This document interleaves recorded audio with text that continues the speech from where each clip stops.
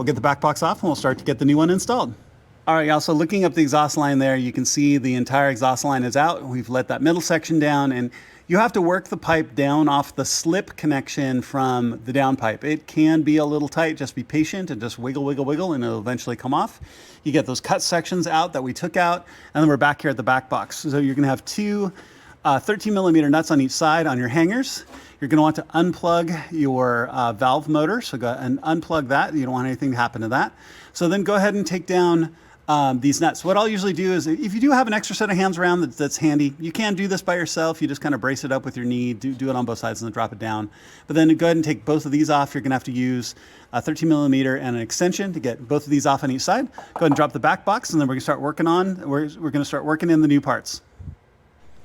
All right, so it's really gonna help if you start laying the components out in the orientation where they're going to go. So I've got the back box and I've got the new one, but the two primary pieces we're gonna work with first, just so they make sense. So you're gonna wanna transfer the hangers. So these will just come off these posts. I usually will just work them off. There's also a tool that you can buy, but I find it's kind of hit and miss with the tool.